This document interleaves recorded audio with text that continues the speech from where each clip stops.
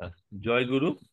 জয় গুরু। আজকে জয় গুরু। আজকে আমরা তৃতীয় অধ্যায়, আহ, তৃতীয় অধ্যায় পার্ট 2, চ্যাপ্টার 2 পার্ট 2টা সেকেন্ড পার্ট আমরা শুরু করব। তো শুরু করার আগে আমরা আচ্ছা, আহ, ওটা তো 28 পাতা থেকে শুরু করছি, তাই তো? হ্যাঁ, আঠাশ আঠাশ পাতার থেকে শুরু করব। হ্যাঁ, হ্যাঁ, আর শুরু করার আগে আমি জাস্ট গুরু প্রণামটা করে নিচ্ছি, তারপর শুরু করছি। আমার সঙ্গে তোমরা গুরু প্রণাম করতে পারো। হ্যাঁ, হ্যাঁ, হ্যাঁ। ব্রহ্মানন্দং পরম তুমি সুখদং পরমসুখদম কেবলম জ্ঞান কেবলম মূর্তি জ্ঞানমূর্তিং নন্দাতীতং দন্দাতীতং গগন সদৃশং গগনসদৃশং তস্মদ্বিলাক্ষং তস্ত্বমুখবিলক্ষণং একং নিত্যং বিমলাচলং একবিংশং বিমলমোচনং সর্বধী সর্বদা সাক্ষী সাক্ষিভূতং ভূতনম ভবাতীতং পারতীতং ত্রিগুণরহিতং ত্রিগুণাতীতং সদ্গুরু তং সদ্গুরুং নমামি। নমামি। অখণ্ড অখণ্ডং মঙ্গলাকারং ব্যপ্তং মণ্ডলাকারং येन ব্যক্তং येন চলাচরং চরাচরং তৎপদং তৎপদং দর্শিতং येन দর্শিতং তস্मै শ্রী গুরবে নমঃ। येन অজ্ঞানতিমিরান্ধস্য জ্ঞানার্জন শলাকয়া চক্ষুरुन्मीलितं येन तस्मै श्री गुरवे नमः। गुरुर्ब्रह्मा गुरुर्विष्णु विष्णु गुरुर्देव गुरुदेव महेश्वर महेश्वर गुरुरेव परम ब्रह्म তস্मै तस्मै শ্রী श्री গুরবে गुरु। নমঃ। আহ একটা জিনিস হচ্ছে, এই পাঠটা যখন শুরু করছি, এর সঙ্গে না, এই পাঠে অনেক পাতঞ্জল যোগ দর্শনটাকে অনেক রেফারেন্স আছে। তো আমার সঙ্গে পাতঞ্জল যোগ দর্শনটা আমার খোলা আছে, এবং ওখানে লাহিড়ী মহাশয়ের কমেন্টটাও আছে। তো রেলেভেন্ট জায়গায় আচ্ছা, যখন পাতঞ্জল যোগ দর্শনেরটা পড়া হবে, তখন ঠাকুরের ব্যাখ্যার সঙ্গে লাহিড়ী মহাশয়ের ব্যাখ্যাটাকেও আমরা জুড়ে দেবো। আচ্ছা, আচ্ছা, আচ্ছা। ঠিক আছে? তো হুম। এখন যোগ কি থেকে শুরু করবে? তো অনিন্দ্য, তুমি শুরু করো। ঠিক আছে। আহ গুরুকে প্রণাম জানিয়ে, সবাইকে প্রণাম জানিয়ে শুরু করছি। যোগ শব্দটি বহু প্রাচীন। ইউজ ধাতুর সহিত ঘং প্রত্যয় যোগ করিয়া শব্দটি নিষ্পন্ন হইয়াছে।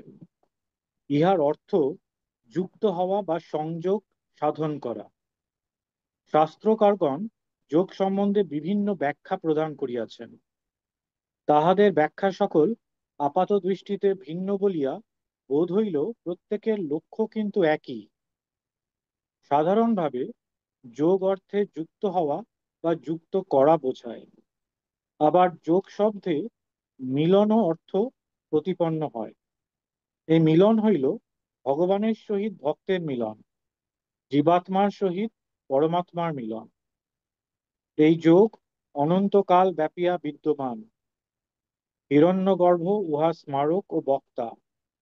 হিরণ্যগর্ভ অর্থে যাহার গর্ভে হিরণ্যরূপ সুবর্ণরূপ ব্রহ্মাণ্ড অর্থাৎ ব্রহ্ম, এবং স্মারক অর্থে যা স্মরণ করায় তাহা বোঝায়। হিরণ্যগর্ভ যোগস্য বক্তা নান পুরাতন। যোগী যাজ্ঞবল্ল অর্থাৎ পুরাণ হিরণ্যগর্ভ যোগের উপদেষ্টা, অন্য কেহ নহেন। এই কারণেই মহর্ষি পতঞ্জলি তাহার পাতঞ্জল যোগদর্শনের প্রথম সূত্রে লিখিয়াছেন, অথ যোগানুশাসনম। ইহার উদ্দেশ্য হইল অনু অর্থাৎ পশ্চাৎ এবং শাসন অর্থে উপদেশ। তিনি উপদিষ্ট বিষয়ের উপদেশ লিখিতেছেন। পূর্বাচার্য যে শাস্ত্রের উপদেশ দিয়া গিয়াছেন, তিনি সেই উপদেশগুলি স্মরণ করিয়া সূত্রাকারে লোকসমক্ষে প্রকাশ করিয়াছেন। বেদ উপনিষদের বহু স্থানে যোগ ও যোগাঙ্গ নামনাথ হইয়াছে, এবং অতঃপর তাহা অভ্যাস করা বা সাধ্যায় পরিণত হইয়াছে। হ্যাঁ, এখানে একটু স্টপ করো। এই জায়গাটায় আমরা একটু ডিসকাস করতে পারি।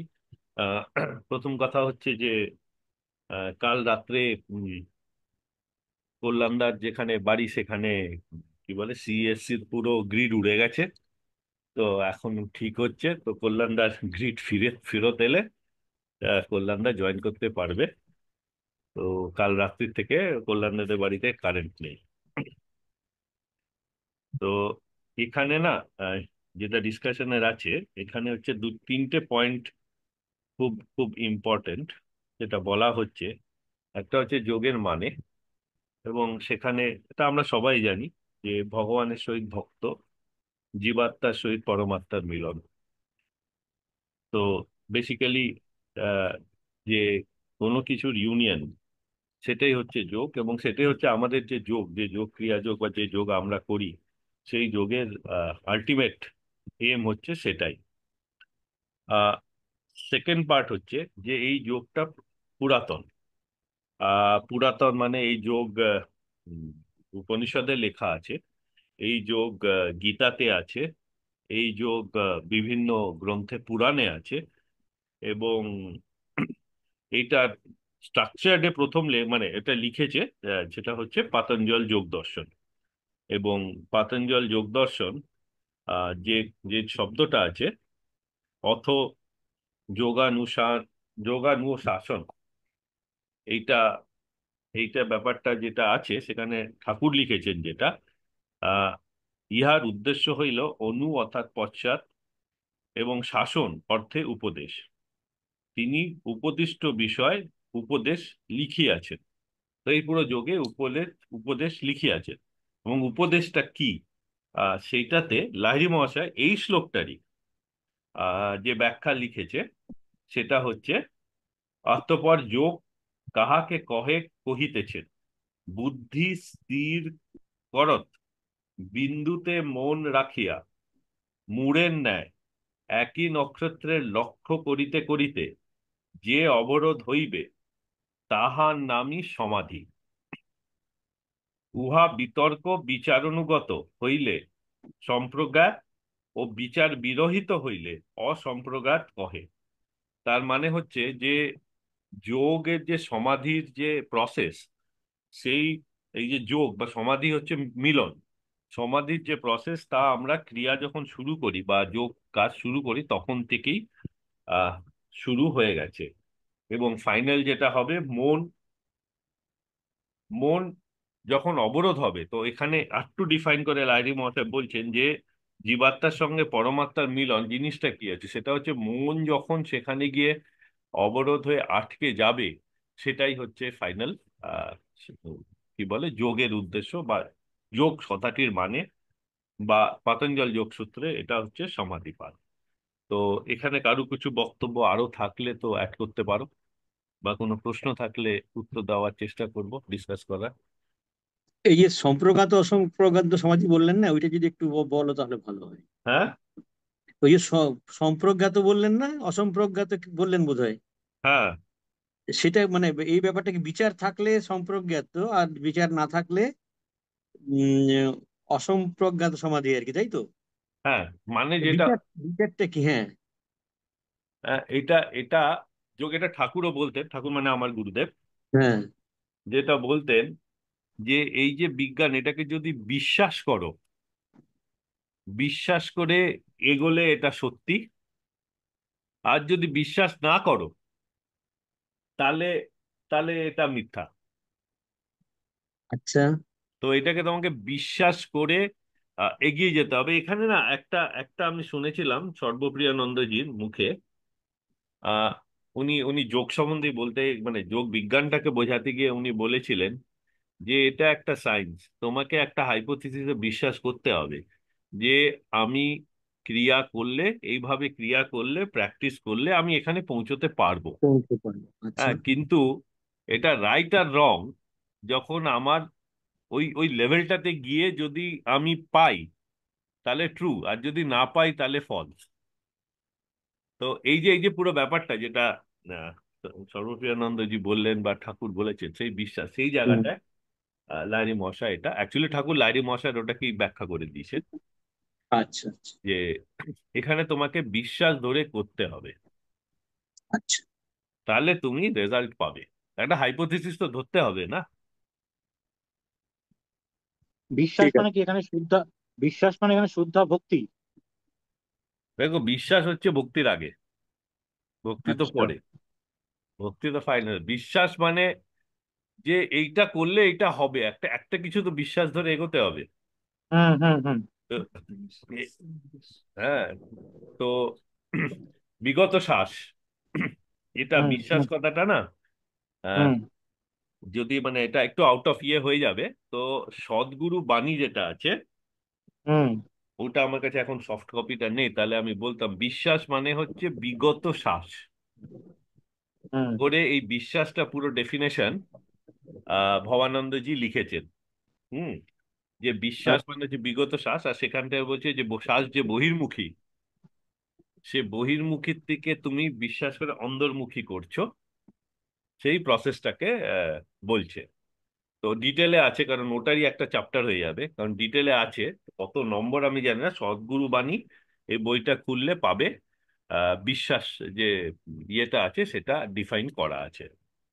আচ্ছা। হ্যাঁ, আমি চেষ্টা করছি, আমার কাছে আছে, আমি যদি উইদিন দ্য থিং যদি পেয়ে যাই, তো আমি কোনো এক সময় ওটা একটা পড়ে দিয়ে দেবো। ঠিক ঠিক আছে। আছে। ঠিক আছে। হ্যাঁ তো, হ্যাঁ তো, আর এখানে আরেকটা জিনিস হচ্ছে, সেটা হচ্ছে না নিজের উপরে বিশ্বাস, এটা খুব খুব ইম্পর্টেন্ট। মানুষ যদি নিজের উপরে বিশ্বাস করে, তাহলে কিন্তু বাকি সব এগোলো। তো নিজের উপরে বিশ্বাসটা খুব ইম্পর্টেন্ট, নিজের ক্রিয়া, নিজের পুরো জিনিসটার উপরে বিশ্বাস করে এগোতে হবে। তো আমি ওটা পড়ে দেবো। আহ আমি সদ্গুরু বাণীতে এই বিশ্বাসটা ডিফাইন করেছি যেটা। তো হ্যাঁ, তো বাকি ঠিক আছে। আর দেখবো। না থাকলে তারা আহ আমরা এগোতে পারি। হুম। হুম। ভগবান পতঞ্জলি হিরণ্যগর্ভোক্ত যোগের অনুশাসন করিলে যোগীদিগের জন্য ভগবান ব্যাসদেব উহার ভাষ্য রচনা করেন। যাজ্ঞবল্ক্য ও দক্ষাদি মহর্ষিগণ স্মৃতিশাস্ত্রে ও পুরাণেও যোগের অনেক উপদেশ দিয়া গিয়াছেন। জানালা। আমি বলি, হ্যাঁ, ঋচো যো যোগসি সামানি বেদোপনিষদস্তথা যোগ জ্ঞান জ্ঞানদবাপ্নोति যোগিনো ধ্যান চিন্তিত। ধ্যান অর্থাৎ চিন্তিত, হ্যাঁ। অর্থাৎ যোগাভাসী ঋক, যজুর, সাম ও উপনিষদাদি সমুদয় শাস্ত্রই যোগানুষ্ঠানের দ্বারা অবগত হন। কোন শাস্ত্রই তাহাদের অবিদিত থাকে না। মহানির্বাণ তন্ত্রে বলা হইয়াছে, যোগ জীবাত্ম ঐরক্যম, অর্থাৎ মনোরূপ জীব দেহে অহং বুদ্ধিতে সর্বদাই নশ্বর ভোগ্য বিষয়ে সহিত ঐক্য স্থাপন পূর্বক বহির্মুখী হইয়া রহিয়াছে। সেই বহির্মুখী জীবকে অন্তর্মুখী করিলে জীব আর আত্মা যে একই বস্তু, এই ঐক্যবোধ জন্মে। ইহারই নাম যোগ। সর্বস্ব পীঠমালাতন্ত্রে বলা হইয়াছে, সর্বচিন্তা পরিত্যাগ নিশ্চিন্ত যোগ উচ্যতে, অর্থাৎ যে অবস্থায় সমুদয় চিন্তা দূর হইয়া মন আত্মাতে লীন হয়, তাহারই নাম যোগ। হিরণ্যগর্ভ সংহিতায় আছে, সংকল্প বিকল্প ত্যাগ যোগ, অর্থাৎ মন সর্বদাই জাগতিক বিষয়ভোগের জন্য বহু রকমের সংকল্প বিকল্প করিতেছে। সেই সংকল্প বিকল্প ত্যাগ করিয়া মনকে নির্বিকল্প অর্থাৎ কল্পনারহিত করাই নাম যোগ। যোগী যাজ্ঞবল্ক্যের মতে, জানাদা বলবেন? সংযোগ যোগ, আচ্ছা, পড়ো পড়ো পড়ো। না, আপনি বলুন। সংযোগ যোগ ইত্যুক্ত জীবাত্ম পরমাত্মনো। অর্থাৎ জীবাত্মা ও পরমাত্মার পরস্পর সংযোগের নাম যোগ। যোগ সম্বন্ধে মহর্ষি পতঞ্জলি প্রদত্ত সংজ্ঞাটি বিশেষ প্রণিধানযোগ্য। তাহার মতে, যোগশ্চিত্ত বৃত্তি নিরোধ, অর্থাৎ চিত্তের বৃত্তিসমূহের নিরোধী যোগ। কোনো অভীষ্ট বিষয়ে হুম। চিত্তকে এখানে আমরা একটা একটা লজিক্যাল ব্রেক দিতে পারি। ঠিক আছে। তো এখানে যেটা বলছে, এটা একটা আলোচনার বিষয়। আহ যে যে যে যে কথাটা বললাম, যেটা যেটা লাহিড়ী মহাশয় একটু আগে আমরা যেটা লাহিড়ী মহাশয় পাঠটা যেটা পড়লাম, সেটা ঠাকুর এখানে লিখছেন যে মন আত্মাতে লীন হয়, তাহারই নাম যোগ। তো লাহিড়ী মহাশয় যে ব্যাখ্যাতে, পাতঞ্জল যোগসূত্রে যে প্রথম ব্যাখ্যায় যে কথাটা বলেছে, সেই কথাটা ঠাকুর এখানে লিখছে, যে যোগ হচ্ছে মন আত্মাতে লীন হওয়া। হ্যাঁ, যেটাকে আমরা বলি সেলফ রিয়েলাইজেশন। হ্যাঁ, বা আত্মদর্শন, তো সেটা হচ্ছে যোগ। তো মনকে মেলাতে হবে। আর সেই সংকল্প বিকল্প এরই নাম যোগ। এবং সেখানে লিখছে যে জীবাত্মা ও পরমাত্মা পরস্পর সংযোগের নাম যোগ। তো এখানে যে যে থিওরিটা বলছে যে আত্মা হচ্ছে পরমাত্মার পরমাত্মারই পার্ট, তারই প্রকাশ। আর আমার মনকে যদি তার আত্মার সঙ্গে আমি জুড়ে দিতে পারি, তাহলে জীবাত্মা পরমাত্মার সঙ্গে জুড়ে গেল, তো সেটা হচ্ছে আহ যোগ। আবার শিবসূত্রে বলা আছে যে মনই আত্মা। তো আত্মারই একটা প্রকাশ মন। আবার শিবসূত্রে এই কথাটাও বলা আছে চৈতন্যই আত্মা। তো চৈতন্য, মন আর আত্মা, এটা প্রচন্ড ভাবে ইন্টার রিলেটেড, মানে আত্মারই এক একটা ম্যানিফেস্টেশন। তো সেটাই এখানে বলছে। তো এই এই তিনটে যখন ম্যানিফেস্টেশন আলাদা আলাদা হয়ে আছে, এই তিনটে ম্যানিফেস্টেশনকে তুমি যদি এক করে দিতে পারো, হ্যাঁ, যেটাকে এন্ট্যাঙ্গেলমেন্ট বলা হয়, তাহলেই হচ্ছে যোগ। এবং সেটাই আমরা যোগ, সেটাই হচ্ছে যোগ শাস্ত্র। তো সেটা এখানেই আহ বলা হচ্ছে। আর এখানে আরেকটা কথা বলা হয়েছে যে মন, মন তো পঞ্চ ইন্দ্রিয়, মন তো বহির্মুখী। ওই যে বিগত শ্বাস, আমি ওটা দেখছিলাম, যদি খুঁজে পাই তো আমি বলে দেবো। যে মন তো হচ্ছে বহির্মুখী, আর বহির্মুখী মানে হচ্ছে আমাদের পঞ্চ ইন্দ্রিয়র দ্বারা মনটা চলছে। কিন্তু সেটা কেটে যদি আমরা অন্তর্মুখী করতে পারি, তাহলে উম, তাহলে আমরা সেই সেই প্রসেসটা শুরু হয়ে সেখানে আমরা রিচ করতে পারবো, সেখানে আমরা পৌঁছতে পারবো। হ্যাঁ, এবার তুমি এগোতে পারো। কোন অভীষ্ট বিষয়ে চিত্তকে নিশ্চল ভাবে ধরিয়া রাখিতে পারাই হইল চিত্তের বৃত্তি নিরোধ। চিত্তের অসংখ্য বৃত্তি। যোগ এক প্রকার বিশেষ বিজ্ঞান, যাহার দ্বারা চিত্ত বহির্মুখী ইন্দ্রিয়ের আকর্ষণে অসংখ্য বৃত্তিতে রূপান্তরিত না হইয়া বিশেষ একটি লক্ষ্যে স্থির থাকে। ইন্দ্রিয় সকল সর্বদাই চিত্তকে বহির্বিষয় আকর্ষণ করিতেছে। চিত্তকে সেই বহির্মুখী বিভিন্ন বৃত্তি হইতে প্রত্যারিত করিয়া পরম চৈতন্যভিমুখী করাই হইল যোগের উদ্দেশ্য। অবস্থাভেদে চিত্ত অসংখ্য বৃত্তি ধারণ করে। মোটামুটি ভাবে সে বৃত্তিগুলিকে 5 প্রকারে বিভক্ত করা যায়। সেইগুলো হইল ক্ষিপ্ত, মূঢ়, বিক্ষিপ্ত, একাগ্র ও নিরুদ্ধ। ইহার মধ্যে প্রথম দুই ভূমিতে যথাক্রমে তম ও রজগুণের আধিক্য ও প্রাধান্য থাকায় তাহা যোগ সাধনায় একান্ত অনুপযুক্ত। কারণ এ ভূমিতে সমাধির উদয় হয় না। বিক্ষিপ্ত ভূমিতে জিজ্ঞাসুগণ অবস্থিত। ইহাতি সমাধি হইলেও তাহাতে বিক্ষেপের প্রাধান্য বিরাজ করে। সুতরাং এই প্রকার সমাধিও যোগের অনুকূল নহে। অতএব একাগ্র ও নিরুদ্ধ অবস্থায় প্রকৃত যোগভূমি। ইহার মধ্যে আবার নিরোধী মুখ্য। ইহাতে চিত্ত মল বিদূরিত হইয়া অবিদ্যাদি পঞ্চক্লেশ ক্ষীণ হইয়া যায় এবং চিত্ত নিম্নাভিমুখী হয়। অতঃপর যাবতীয় বৃত্তি নিরুদ্ধ যোগীর আধ্যাত্ম প্রসাদ লাভ হয় ও পাতঞ্জল প্রোক্ত যথার্থ যোগের আবির্ভাব হয়। ক্রমে এই 5 প্রকার বৃত্তি সম্পর্কে আলোচনা করিতেছি। হ্যাঁ, এখানে একটু ওয়েট করছি, আমরা এই করছি। এখানে চিত্ত কথাটা ইউজ হয়েছে। তো প্রথম জিনিস হচ্ছে যে চিত্তটা কি, কেউ যদি একটু করো, জানো দাদা? এই তো মন, আমরা বলি না মন প্রাইমারিলি বলা হয় অষ্ট প্রকৃতি হচ্ছে গিয়ে পঞ্চমহাভূত, আর মন মানে মন বুদ্ধি অহংকার, নর্মালি এই আটটাকে বলা হয়। চিত্ত তার ভেতরে আসে না, কিন্তু হুম। চিত্তটা তো কমনলি ইউজড।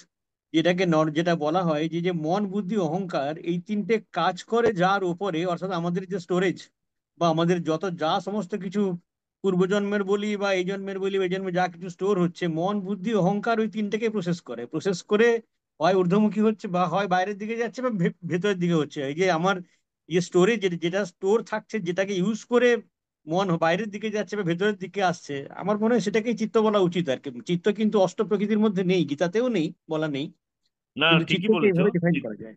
হ্যাঁ, এইভাবে গীতাকে চিত্তকে বোধহয় বলা যায় আর কি, কারণ সেটার উপরেই হ্যাঁ, সবকিছু প্রসেসিং হচ্ছে। হ্যাঁ, একদম তুমি ঠিক বলেছো। তো যে সবকিছুর উপরে যেটা যেটা হচ্ছে মাইন্ড, যদি আমি বলি mind without memory, mind without processing, এবং সেটা তার উপরে বসে আছে যেটা হচ্ছে মানে কি বলবো সারথি, যেটা হ্যাঁ, মানে বেসিক্যালি পিওর ইন্টেলিজেন্স। মানে মাইন্ড থেকে সব বাদ দিয়ে দিলে যেটা বাঁচলো সেটা হচ্ছে চিত্ত, মানে প্রচন্ড অ্যাবস্ট্রাক্ট জিনিস। হ্যাঁ, হ্যাঁ। কিন্তু এটা হ্যাঁ। তো মানে এটা হচ্ছে মানে চৈতন্য, যেটা এক কথা বলা যায় যে চৈতন্য ইন্টেলিজেন্স। তো আর কেউ এটাতে অ্যাড কৃষ্ণদা, করবে? একটা কথা বলবো। হ্যাঁ, বলো। এই ঠাকুরের এই বইয়েরই কোনো একটা জায়গায় আছে, হুম।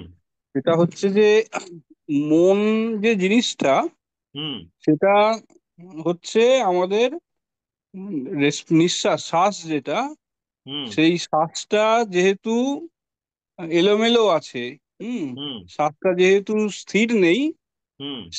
মনের উৎপত্তি সেইখান থেকে হয়। হুম। এবং যদি শ্বাস স্থির হয়ে যায়, হুম। তাহলে মন বলে কিছু থাকে না। হুম। হুম। অতএব মন স্থির করতে গেলে, এবার মনের যে বিভিন্ন রকমের চিত্ত বা এই তার যে ফিচার্স গুলো 4 রকমের আছে, দেখবে লেখা আছে কোথাও। হুম। তো সেইটা করতে গেলে সেইখান থেকে বলছেন যে তুমি বিগত শ্বাস হও আর কি, মানে যে হ্যাঁ, শ্বাস, তুমি ঠিকই বলছো, তুমি ঠিক শ্বাসহীন হও। জায়গাটাই বলছো। হুম। শ্বাসহীন যদি হও, মানে এক্সটার্নাল, আরো ডিপে একটা কথা লেখা আছে, সেটা হলো যে এক্সটার্নাল রেসপিরেশন, যেটা যেটা আমরা হুম। আমরা নিচ্ছি, এই হুম। এক্সটার্নাল রেসপিরেশন যখন থেমে গিয়ে হুম। শ্বাসটা শুধুমাত্র সুষুম্নার মধ্যে দিয়ে, ইন্টারনাল যে রেসপিরেশন সেটার মধ্যে দিয়ে চলাফেরা করে, হুম। তখন এই আমাদের এই মনের যে মানে দ্য এক্সিস্টেন্স অফ মাইন্ড, সেটা সরে যায়। মন হ্যাঁ, একটা ঠিকই বলছো। আত্মা এবং পরমাত্মার মধ্যে একটা ভেলের মতো, একটা একটা পর্দার মতো সে দাঁড়িয়ে আছে, আত্মা এবং পরমাত্মার মাঝখানে মনন। মন হুম। আছে কেন না, আমাদের শ্বাস, এক্সটার্নাল রেসপিরেশন, বহির্গঙ্গে যে শ্বাসটা চলছে, সেটা ভীষণ রকম এলোমেলো হয়ে আছে ওদের। হুম। তো সেইটাকে বন্ধ করে যখন ইন্টারনাল রেসপিরেশনে যখন আমরা থাকতে পারলে, তখন মনের এক্সিস্টেন্স, মনের অস্তিত্ব থাকে না, এবং তখনই আত্মার সঙ্গে পরমাত্মার মিলনের জায়গা স্থির হয় বা হতে পারে আর কি। এইটা হুম। ঠাকুরের বইতেই আছে। হুম। হ্যাঁ, হ্যাঁ, আমি ওই আমার একটা জায়গাটায়। কথা মনে হ্যাঁ, মনে তুমি হচ্ছিল ঠিকই বলে বলছো। এটা। না, ঠিকই হুম, হুম, বলেছো। এবং আমি ওই জায়গাটাকে মানে আমি এখন ওই উত্তরটা বার্ত করতে গিয়ে ওইটা আছে ঠাকুরের সদ্গুরু সদ্গুরু বাণীতে।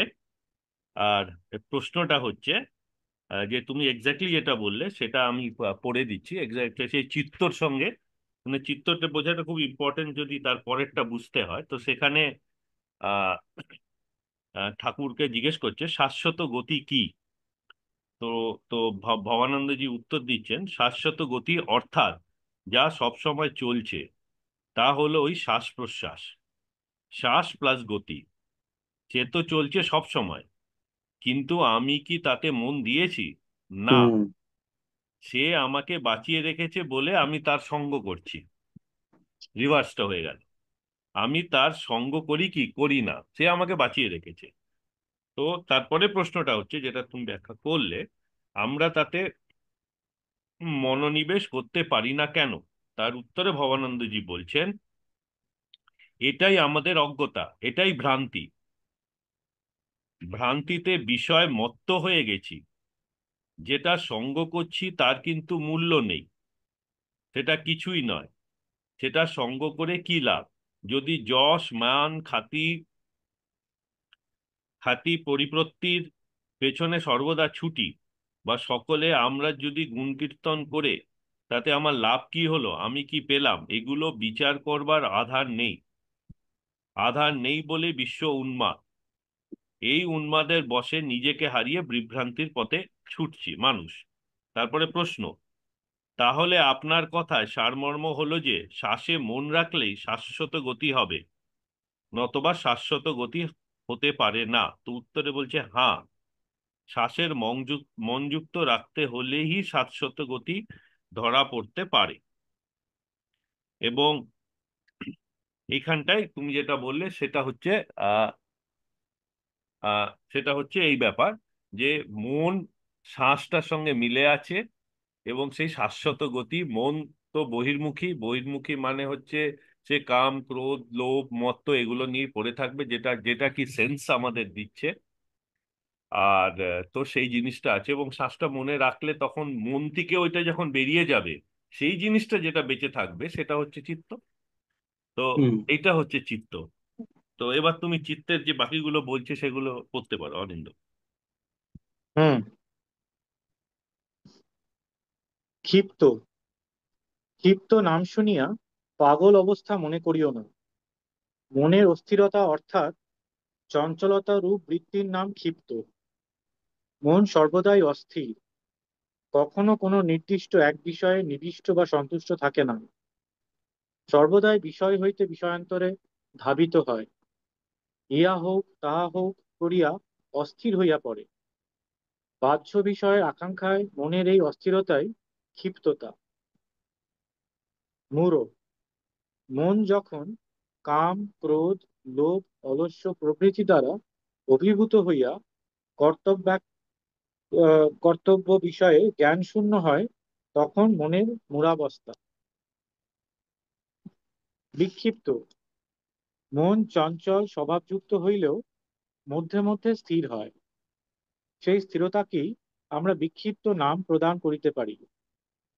চিত্ত যখন দুঃখজনক বিষয়ে পরিত্যাগ করিয়া ক্ষণকালের জন্য নিরালম্বতল্য হয়, অথবা কেবলমাত্র সুখাস্বাদে নিমগ্ন থাকে, তখন মনের বিক্ষিপ্ত ভাব বলিয়া জানিতে হইবে।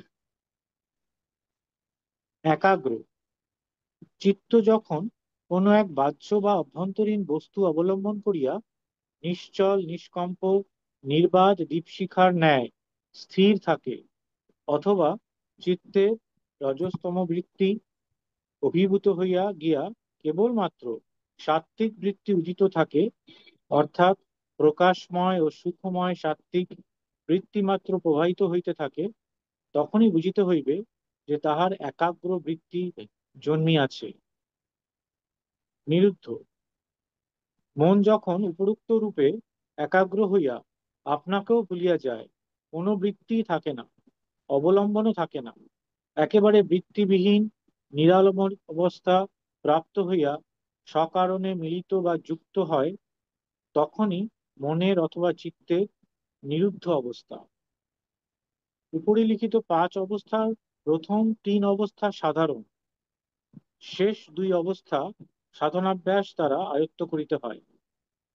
উপনিষদে আছে, তাং যোগিমিতি মন্যস্তে স্থিরামি ইন্দ্রিয়া ধানাম। চিত্ত বা মন সর্বদাই কাম ক্রোধাদি বৃত্তি যোগে জাগতিক বহু বিষয়ে বিক্ষিপ্ত হইয়া থাকে। মনের সেই সকল বৃত্তি নিরোধেরই নাম যোগ। আচ্ছা, এখানে একটু হোল্ড করো। আমি পেয়েছি, এর সঙ্গে লিংক আছে। এক্স্যাক্টলি তুমি যেটা বললে, আমি সদ্গুরু বাণী থেকে আহ ঠাকুর আচ্ছা, মনের একটা ডেফিনেশন কিন্তু পেজ 19-এ আছে, হ্যাঁ? হুম। মনের মনের ডেফিনেশনটা এই বইয়ের পেজ 19-এ আছে। হ্যাঁ, তো ওটাকে তুমি পড়ে দিও আমি এটা বলার পরে। হুম। হুম। তাহলে হুম। ইয়ে হয়ে যাবে। তো এখানে যে লিংক করাটা আছে, একটি যেটা পড়লে সেটা ভবানন্দজি বিশ্বাস যে কথাটা শব্দটা মানে হয়েছিল না। হুম। হুম। তো হুম। আমি সদ্গুরু বাণীতে সেই জায়গাটা পেয়েছি। হুম। আচ্ছা। তো সেখানে বলছে যে বিশ্বাস থেকে বিশ্ব হয়েছে, তো বিশ্বাস মানে বিগত শ্বাস, অর্থাৎ শ্বাস ঝড়ের মতো বইলেই তাকে বলে বিগত শ্বাস। এবং বিগত শ্বাস থেকে যৌবনের উন্মাদনায় ভ্রান্তি সৃষ্টি কার্য হয়, তখন বিবেক জ্ঞান বুদ্ধি সবই রহিত হয়ে যায়। কি করছে কি পাচ্ছে, কি পাবি কি, কি পাবার জন্য ব্যস্ত আছে, কোনোটাই বুঝতে পারছে না। কি করছে কি পাবে, কি পেলে তার চাওয়া পাওয়া শেষ হবে, কোনোটাই সে ধরতে পারছে না। এই ভ্রান্তি অনাদি অনন্তকাল ধরে চলছে। এই ভ্রান্তিতে সকলে ছুটছে। তখন যদি কেউ জিজ্ঞাসাবাদ করে, বাবা কোথায় যাচ্ছ, ওই যে যাচ্ছ ওরা, ওই যে যাচ্ছে ওরা মানে কোথায় যাচ্ছ? তুমি কোথায় যাচ্ছ? আমি জানি না বাবা। আমি ওদের পিছনে ছুটছি, র্যাট রেস। ওরা যেমন করছে আমিও তেমন করছি। এই গতিতেই জগৎ বলে, এই গতিকেই জগৎ বলে। এই জগতের কথায় ভ্রান্তি থেকেই হয়েছে, এই জগৎ কথাটা ভ্রান্তি থেকেই হয়েছে, সেই জন্য বলি ভ্রান্তিতে উন্মাদ হয়ে ছুটছে, পাগল হয়ে। তখন আমরা, হিন্দু শাস্ত্রে মনীষীরা এই দুটো আসন দিয়েছে, একটি জন্মসূচি আর একটি মৃতাসূচি।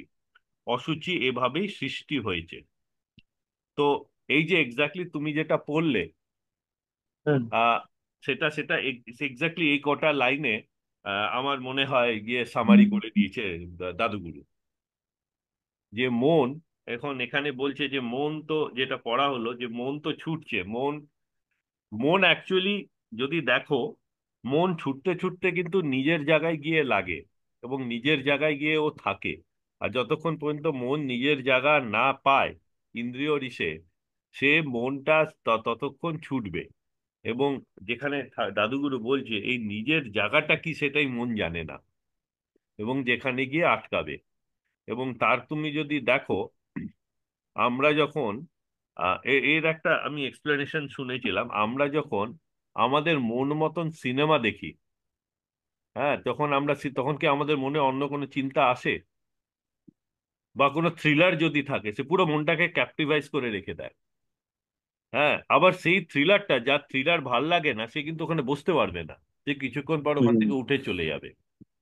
হ্যাঁ, তো সেই যে মন, তার সঙ্গে কি আছে, যে অহংকার বুদ্ধি এটা আছে, সেটা কিন্তু সেখান দিয়ে সে চালনা করে। আবার মন যেখানে যেতে চায় সেখানে হচ্ছে তার তার গন্তব্যস্থল, কিন্তু সে গন্তব্যস্থল তো আমরা খুঁজে পাবো না। কারণ যদি বলো অর্থ, অর্থ শেষ কোথায়? শেষ নেই। যদি বলো লোভ, লোভের শেষ নেই। কারণ যেগুলোর শেষ নেই সেগুলো কিন্তু ইনফাইনাইট হয়ে যায়। এবং সেই জন্যই মন, ওখানে লেখা আছে, সেই জন্যই মনটা কিন্তু চঞ্চল। সেখান থেকে নিয়ে আমরা যে যে ভগবানের সঙ্গে যে জিনিস যোগটা বলছি, সেখানটা কিন্তু শেষ। কারণ তুমি ভগবানের সঙ্গে জুড়ে গেলে আর কিছু নেই।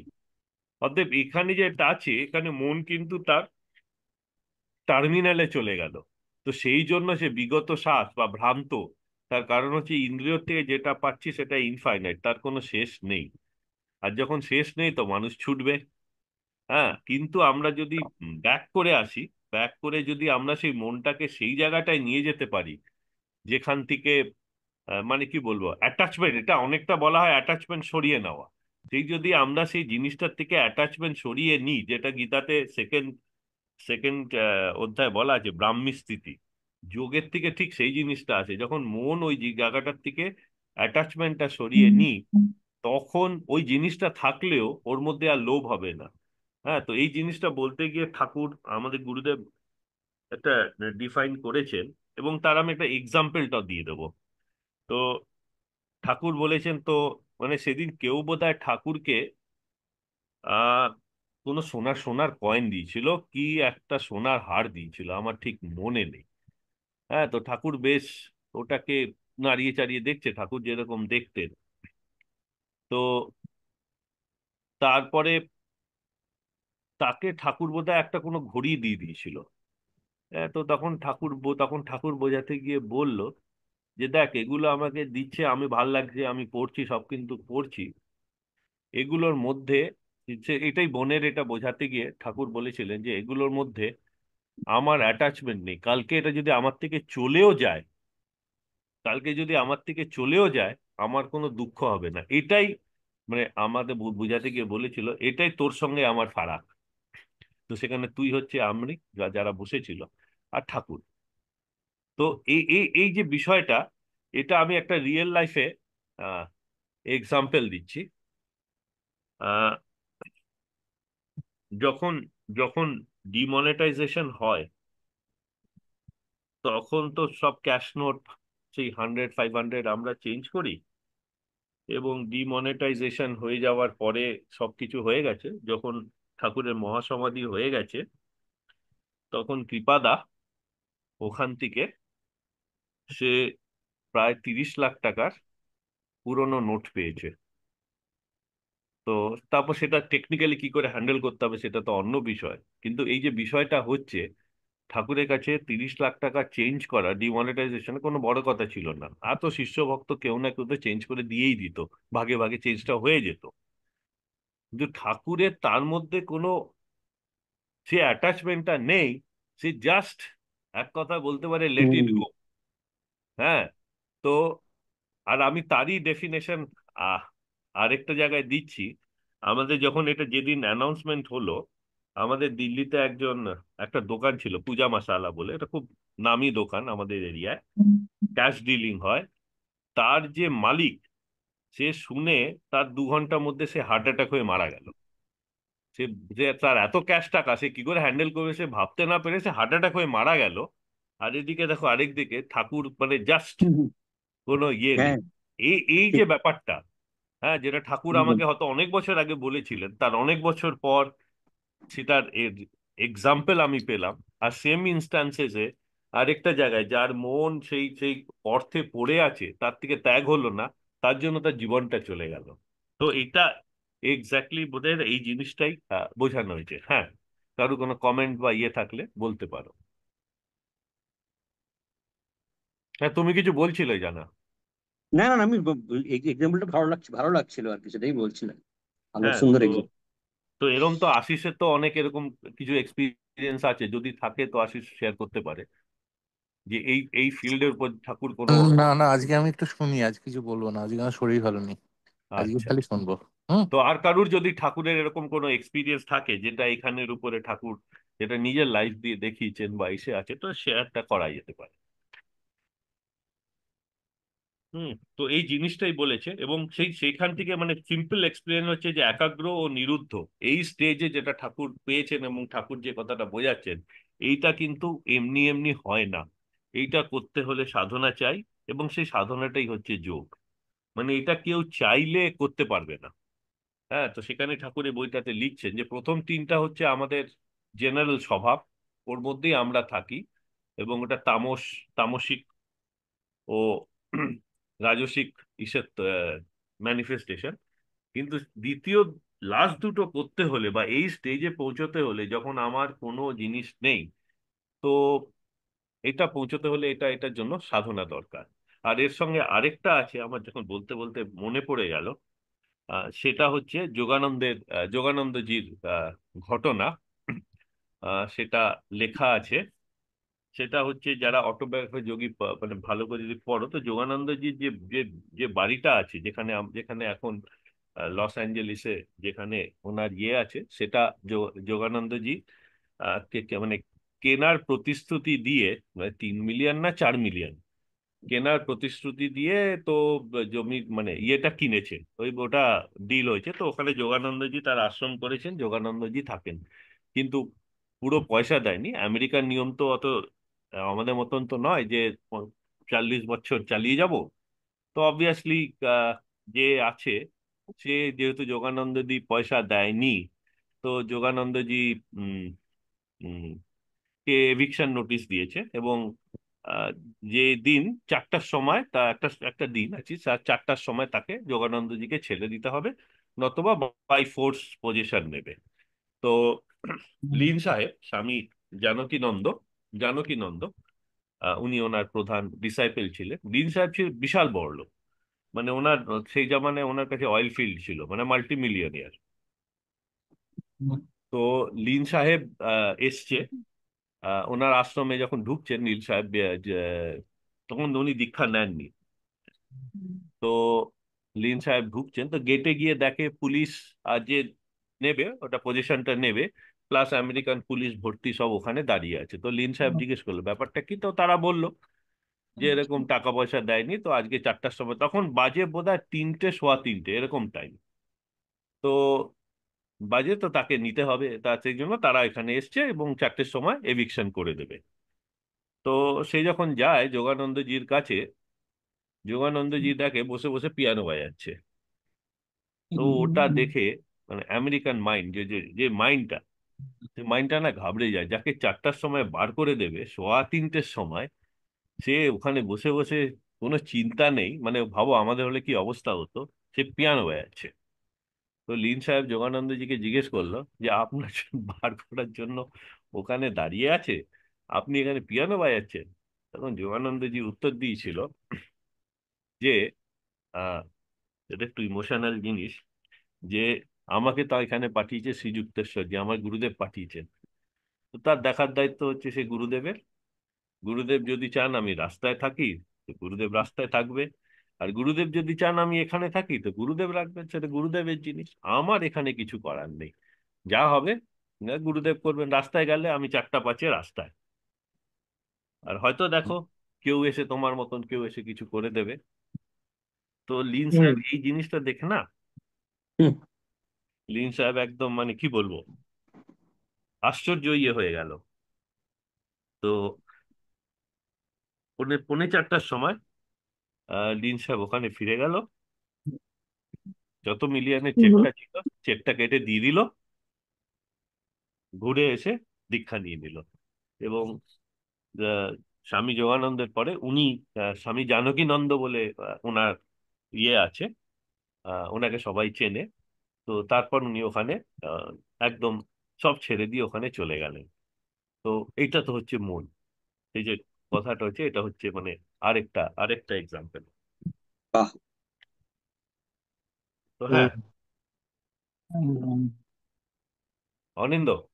হ্যাঁ, হ্যাঁ, বলছিলাম যে পেজ 19-এ একটা ছোট্ট প্যারা আছে, হ্যাঁ বলো। বোল্ড বোল্ড করা। হুম। তার লাস্টে 3-4 লাইন পড়ছি। হুম করো। প্রাণায়ামের দ্বারা প্রাণ স্থির হইলেই মন স্থির হইবে, প্রাণ স্থির হইলেই আত্মদর্শন হইবে। স্থির প্রাণী আত্মা, মন প্রাণেরই অংশ মাত্র। এখানে বলা হচ্ছে মন প্রাণেরই অংশ মাত্র। হুম। প্রাণের চঞ্চল অবস্থার নাম মন। হুম।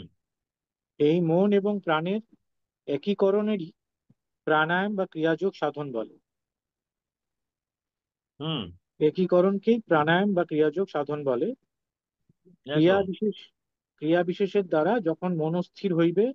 তখনই সেই মন রূপ বিন্দু দ্বারা ব্রহ্মরূপ সিন্ধুর দেখা হইলে হুম। বিন্দুর অস্তিত্ব থাকিবে না, হুম।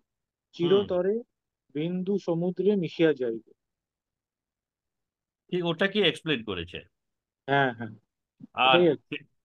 হ্যাঁ, এবং সেটাই সেটাই শিব সূত্রে লেখা আছে, আত্মা চিত্তম, হুম, অর্থাৎ হচ্ছে মনি আত্মা। হুম, তো হুম। এটা তো চ্যাপ্টার 4-এ শিব সূত্রতেও আছে যে মনি আত্মা। তো বিভিন্ন জায়গায় বিভিন্ন গ্রন্থে যেটা দেখা যাচ্ছে, মন, আত্মা এবং চেতনা, এই তিনটে হচ্ছে একদম ইন্টারলিঙ্কড। ঠিক, ঠিক আছে। তাহলে আমি ফিরে যাচ্ছি ওই জায়গাটাতে হ্যাঁ। যেখান থেকে শেষ হ্যাঁ। করেছিলাম। যদিও শাস্ত্রে উল্লিখিত উক্ত শ্লোকগুলি স্থূল দৃষ্টিতে নানা প্রকারের বলিয়া দৃষ্ট হয়, সূক্ষ্ম জ্ঞান দৃষ্টিতে উহাদের ভাবার্থের দিয়ে লক্ষ্য করিলে দেখা যায় যে উহাদের সকলেরই লক্ষ্যার্থ এক। এক মন দ্বারাই যোগ করিয়া এই অস্থির চিত্তকে সুস্থির করত আত্মদর্শন লাভ করিতে হইবে। তাই মনের সহিত যোগের এত ঘনিষ্ঠ সম্বন্ধ। কিভাবে যোগের মাধ্যমে আত্মার দর্শন বা আত্মাকে প্রাপ্ত হওয়া যায়, তাহা ব্রহ্মবিন্দু উপনিষদে পরিদৃষ্ট হয়। যথা হ্যাঁ। গ গবাম গবামনেক বর্ণানাং ক্ষীরস্যাপ্যক বর্ণতা ক্ষীরবৎ পশ্যতে জ্ঞানং লিঙ্গি নষ্টু গবাং যথা। অর্থাৎ যেমন গোপালগণ সকল বর্ণের গাভী হইতে এক শুক্ল বর্ণের দুগ্ধ গ্রহণ করিয়া থাকে, সেইরূপ জ্ঞানীগণ বিভিন্ন শাস্ত্র হইতে অদ্বৈত অর্থাৎ এক ব্রহ্ম ভিন্ন অন্য কিছু নাই এই রূপে জ্ঞান অর্জন করিবেন। ঘৃত যেমন সমস্ত দুগ্ধের মধ্যেই বিদ্যমান, সেইরূপ এই পরিদৃশ্যমান জগতে জীবগণের অন্তরে চৈতন্য স্বরূপ আত্মাও গূঢ়ভাবে বিরাজ করিতেছেন। মন্থন দণ্ডের দ্বারা দুগ্ধকে আলোড়িত করিলে যেমন সেই অন্তর্নিহিত ঘৃত দুগ্ধের উপর মাখন রূপে ভাসমান হয়, সেই রূপে আত্মাও জীবের অন্তরে অন্তর্নিহিত আছেন বলিয়া মনোদণ্ডের দ্বারা আলোড়ন করিলে তাহাকে প্রাপ্ত হওয়া যায়। এই প্রসঙ্গে আরো একটি উপমা প্রণিধানযোগ্য। হুম। গবাং সর্পি শরীরস্থং ন, দাঁড়া, দেখতে পাচ্ছি না, ন করো তেষ পোষণম নিবৃত্তং নিঃসৃতং কর্ম সংযুক্তং পুনঃস্থানাং তদৌষধম এবং হি শরীর এবং স হি শরীরস্থ সর্পিবৎ পরমেশ্বর বিনা বিনা চো বিনা চোপাসনাদেব ন করোতি হিতং নিঃসু। যোগী যাজ্ঞবল্ক্য। গরুর দুগ্ধের মধ্যে ঘৃত রহিয়াছে, কিন্তু সে ঘৃত গাভীর শরীরের মধ্যে থাকিয়াও তাহাদের অঙ্গাদির পুষ্টিসাধন বা ক্ষতাদির উপশম করে না। দুগ্ধ গাভীর শরীর হইতে নিঃসৃত হইলে মন্থনাদি দ্বারা মাখন তুলিতে হয়। তখন সেই মাখন ঔষধ রূপে ব্যবহৃত হইয়া তাহাদিগের আরোগ্য দান করে। সেইরূপে পরমেশ্বর সকলের দেহের মধ্যে থাকিলেও উপাসনারূপ মন্থন ব্যতিরেকে তদুৎপন্ন শান্তিরূপ নবনীত বাহির না হইলে মনুষ্যদিগের তিনি হিতকারী হন না। অর্থাৎ তিনি দেহের অভ্যন্তরে থাকিয়াও তাহার ভব দুঃখ নিবারণ করেন না, যতক্ষণ না উপাসনা রূপ উপায় অবলম্বিত হয়। উপাসনা করিতে হইবে, কারণ হইল আমরা শাস্ত্র মুখে বা বিচার দ্বারা ভগবান বা আত্মা সম্বন্ধে কিছু একটা ধারণা করিতে পারি বটে, কিন্তু তাহার সঠিক নাগাল ইহাতে পাওয়া যায় না। কারণ যাহা দ্বারা তাহাকে বুঝিব সেই মন বুদ্ধি ভূতগ্রস্ত। মনের ভূত তাড়াইতে না পারিলে সে মনের দ্বারা ঈশ্বর লাভ হয় না। মন এত বিক্ষিপ্ত ও চঞ্চল এবং তাহার বিষয়ানুরাগ এত প্রবল যে তাহাকে যতই বোঝানো যাক না কেন সে বিষয় শক্তি ছাড়িতে পারে না। এই জন্যই আমাদের উপাসনার প্রয়োজন। মন প্রাণের অধীন, প্রাণ শক্তি চঞ্চল হইয়া শ্বাসরূপে সর্বদা ছড়াছড়ি করিতেছে। প্রাণের চাঞ্চল্যে তাই মন, ইন্দ্রিয়, দেহ সব চঞ্চল হইয়া ফিরিতেছে। প্রাণের সাধনার দ্বারা যদি কেহ এই শ্বাসকে স্থির করিতে পারে, তবে সাপের মাথায় লাঠির আঘাত করিলে যেমন সে আর মাথা তুলিতে পারে না, তদ্রূপ মন, ইন্দ্রিয় সব সুস্থির হইয়া আত্মচিন্তনে রত হইয়া থাকে। হুম। আজকে এই অবধি আছে থাকুন। তো এখানটায় যেটা মেইনলি বলছে, যে তিনটে জিনিস বলছে, একটা হচ্ছে মন, প্রাণ, চৈতন্য, তিনটা এক, তিনটে এক ও অভিন্ন। এবং এই মন শ্বাসের সঙ্গে আহ একটা এর যোগসূত্র আছে, সেটাই যোগ। তো এবার যদি আমরা দেখি যে আমরা কি এর মধ্যে কোনটা, মানে আমি যদি বিজ্ঞান সম্বন্ধ বিজ্ঞান ভাবে যদি ভাবি, এর মধ্যে কোনটাকে আমি কন্ট্রোল করতে পারবো, মানে ইজিলি খুব সহজভাবে কন্ট্রোল করতে পারবো। মনকে তো এতদিন আমরা সবাই কন্ট্রোল করতে পেরেছি, মনকে তো কন্ট্রোল করা যায় না। মন তো তার চলবে নিজের নিকেতনে। প্রাণ, প্রাণ কি জিনিস তার আমরা আভাস পাই। যতদিন আমাদের মধ্যে প্রাণ চৈতন্য আছে, জীবাত্মা আছে, ততদিন মধ্যে প্রাণের একটা আভাস পাই। কিন্তু প্রাণের ঠিকানাও আমাদের কাছে নেই। কিন্তু এই যে শ্বাস, এটাকেই আমরা কন্ট্রোল করতে পারি। কারণ এটা সহজ। শ্বাস নেব, শ্বাস ছাড়বো, এটা আমরা এর আগের চ্যাপ্টারই আছে। এটা আমাদের কি বলবো, যে যেটা আমাদের বলা হয়, ঠাকুর বলেছিলেন যে এইটা হচ্ছে অনিন্দ কালকে যেন আমরা করছিলাম, এইটা হুম। হচ্ছে কর্মফলহীন কর্ম। নিষ্কাম কর্ম। কর্মফল নিষ্কাম কর্ম, এই হুম। একমাত্র কর্ম যেটা নিষ্কাম কর্ম। মানে কেউ জন্মে বলতে পারবে না আমি কাল থেকে শ্বাস নেব না। হ্যাঁ, ওটা হয়ে যাচ্ছে। ওই কর্ম যেদিন থেকে আমরা জন্মেছি এই কর্মটা হয়ে যাচ্ছে, কারণ শ্বাস তো একটা কর্ম, এবং এই কর্মটা হচ্ছে নিষ্কাম কর্ম। তো এই যে কর্মটা আছে, এই কর্মটাকে যোগীরা বা যারা মহারিষি ছিলেন তারা বলে এই জিনিসটাকে কন্ট্রোল করা যেতে পারে, এই জিনিসটাকে আমরা ধরতে পারি। এবং এর মাধ্যমে যদি আমরা শ্বাসকে কন্ট্রোল করতে পারি বা শ্বাসকে আমরা মন দিয়ে শ্বাসকে যদি আমরা নিজের বাগে আনতে পারি, তাহলে তার থেকে মন আপনি আপ কন্ট্রোল হয়ে যাবে, কারণ স্থির শ্বাসে মন এখানে লেখা আছে। তাহলে মন কন্ট্রোলে এসে যাবে, যখন মন কন্ট্রোলে এসে যাবে তখন প্রাণের রাস্তা আপনি আপ খুলে যাবে।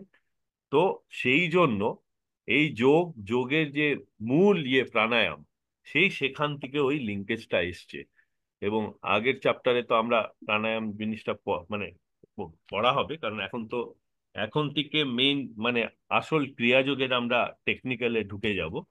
তো এর ফান্ডামেন্টাল যেটা হচ্ছে মনকে আত্মার সঙ্গে সেই যে যুক্ত করতে বা মনকে ওই যে বহির্মুখী থেকে অন্তর্মুখী করার একমাত্র রাস্তা হচ্ছে আমরা যদি প্রাণকে কন্ট্রোল করতে পারি। আর প্রাণকে কিভাবে? শ্বাসকে শ্বাসকে হ্যাঁ, শ্বাস শ্বাসকে শ্বাসকে কন্ট্রোল করতে পারি। আর সেই শ্বাসকে কন্ট্রোল করার যে পদ্ধতি, সেটাই হচ্ছে যোগ বা সেটাই ক্রিয়া যোগ, বা ঠাকুর আমাদের সেটারই দীক্ষা দিয়েছেন যে এই শ্বাসকে কি করে আমি কন্ট্রোল করতে পারি। তো আহ এরপরে এখানে কারো কিছু বক্তব্য বা প্রশ্ন বা আলোচনা থাকলে আমরা করতে পারি,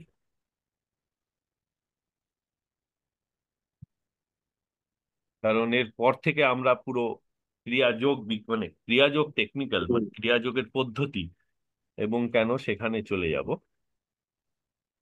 তো হ্যাঁ, পুলকেশ, আজকে তুমি চুপ। না না, আমি শুনে আছি, ভালো লাগছে বেশ। হ্যাঁ, তো কারো কোনো বক্তব্য প্রশ্ন থাকলে করতে পারো।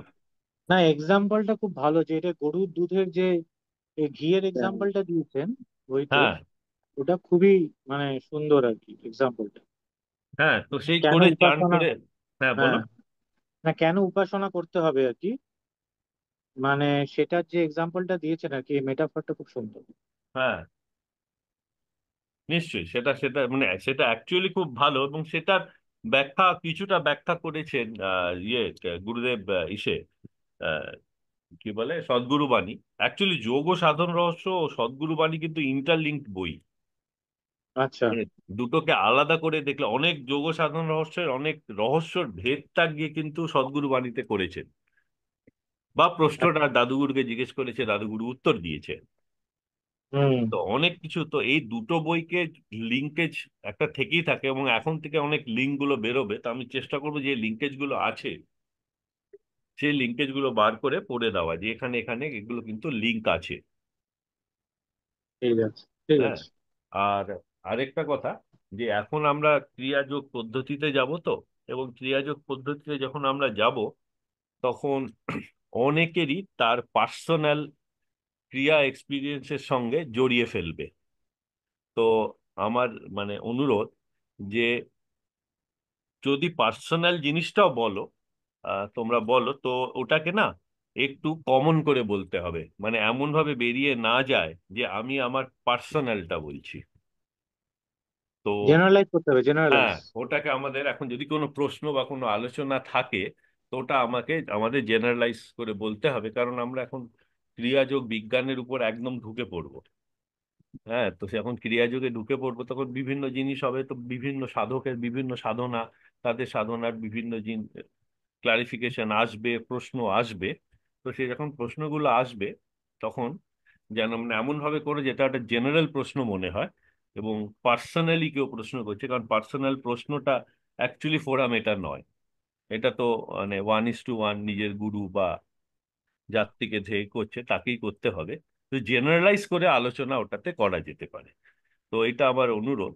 আর এটা আমি এখন প্রতিটা ইস্যুই বলবো যখন এটা ডিসকাশন হচ্ছে, যে যাতে আমরা নিজের ইয়েগুলো হলেও জেনারেলাইজ ভাবে আলোচনা করতে পারি, এবং পার্সোনাল ইস্যু হলে যেন না আসে। তো আর মধ্যে কারো কোনো কমেন্ট কিছু বলার বা কোনো প্রশ্ন আছে? আচ্ছা, নিষ্কাম কর্ম সম্বন্ধে বললেন, ওই শ্বাস প্রশ্বাসকে একমাত্র নিষ্কাম কর্ম হিসাবে ধরা যায় না, গীতাতে যে বলা আছে যে, এটা যদি হ্যাঁ, একটু মানে বলেন। হ্যাঁ, এখানে ব্যাপারটা হচ্ছে যে শ্বাস শ্বাস প্রশ্বাস যেটা ন্যাচুরাল নিষ্কাম কর্ম, বাকি জিনিস নিষ্কাম কর্ম করতে হলে সেটাতে সেটাতে এফর্ট দিতে হবে। এটা যদি আমি একভাবে বলি, এফর্টলেস নিষ্কাম কর্ম। এবং বাকি যে কোনো কর্ম করো তার মধ্যে যেটা ইন্দ্রিয়র ইসে কর্ম, মানে কর্ম তো হাত পা এগুলো করছে, কিন্তু যে কর্মের সঙ্গে যে অ্যাটাচমেন্ট, যদি অ্যাটাচমেন্ট ছাড়া আমি সেই কর্মটাকে করতে পারি, হ্যাঁ, ইন্দ্রিয় অ্যাটাচমেন্ট ছাড়া আমি যদি সেই কর্মটাকে করতে পারি এবং তার কর্মফল কি হবে আমি জানি না, কিন্তু আমি আমার মতন কর্ম করে যাচ্ছি, তাহলে সেটাও নিষ্কাম কর্ম হয়। যেরকম মাদার টেরেসা করতেন। তো আমি যদি মানে কোনো কোনো পলিটিক্যাল বা কোনো মানে কমেন্ট মানে কন্ট্রোভার্সিয়াল ইসে না যাই, তো আমরা যদি দেখি মাদার টেরেসা তো ভারতবর্ষের সাধারণ লোকের আহ, যাদের সব কেউ দেখছে না, আর তাদের করেছে, এবং তাদের থেকে মাদার টেরেসা তো কিছু আশা করেননি, কি আশা করবে? হ্যাঁ, তো এই যে এটা হচ্ছে কর্ম, তো সেটাও নিষ্কাম কর্ম। বা রামকৃষ্ণ মিশন যে কাজগুলো করে, রিলিফ ওয়ার্ক, ভারত সেবাশ্রম বা রামকৃষ্ণ মিশন, যে কাজটা করা হয়, যেখানে ঠাকুর শ্রী শ্রী রামকৃষ্ণ বলেছেন না, জীবী শিব, এবং তারা তার বদলে তো কিছু আশা করেন না, মানে সেটা ইন্ডিভিজুয়াল হোক বা সমষ্টি হোক, সেটা হচ্ছে নিষ্কাম কর্ম। কিন্তু ওই দিকে নিষ্কাম কর্ম বলতে গেলে না একটা অল্টারনেট থিওরি এসেই যায়। হ্যাঁ, তো যে এটা করছে তুমি তোমার রিলিজিয়নকে বাড়ানোর জন্য বা তুমি তোমার এটাকে করার জন্য, একটা অল্টারনেট থিওরি আসে।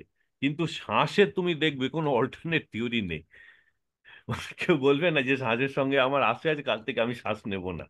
তো এটা যেহেতু আমাদের জন্মের সাথে, ইররেসপেক্টিভ অফ যে কোনো ধর্ম, ভাষা, যাই হোক, সবার জন্য জন্মের সাথে এই কর্মটা তো আমরা করছি। এবং লাস্ট যেদিন এই কর্মটা শেষ হবে সেদিন কিন্তু আর আমরা নেই, এই মানে এই দেহে দেহে নেই। তো চৈতন্য সত্তা তো দেহের থেকে বেরিয়ে যাবে। তো সেই জন্য এটাকে আমরা বলি নিষ্কাম কর্ম।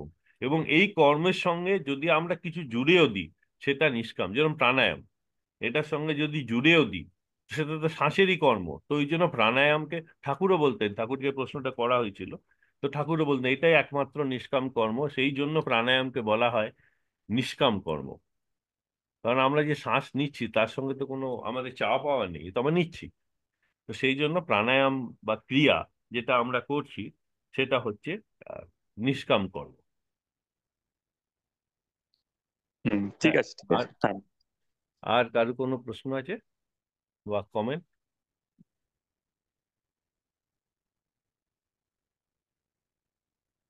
অনিন্দ?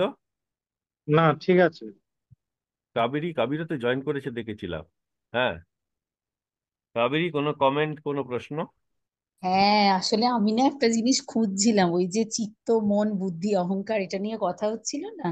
হুম তো এটাতে ঠাকুরেরই একটা লেখা, মানে ঠাকুর বলেছিলেন, আমি লিখে রেখেছিলাম। হুম হুম তো বললো। সেটা সেইটাকে মানে খুঁজছিলাম, যদি পাই আমি আপনাদেরকে বলবো, কিন্তু আমি হ্যাঁ সেটা হ্যাঁ, খুঁজে নেক্সট সেশনে পেলাম না। নিশ্চয়ই, যদি পাও তো নেক্সট সেশনে আহ, নিশ্চয়ই ওটাকে।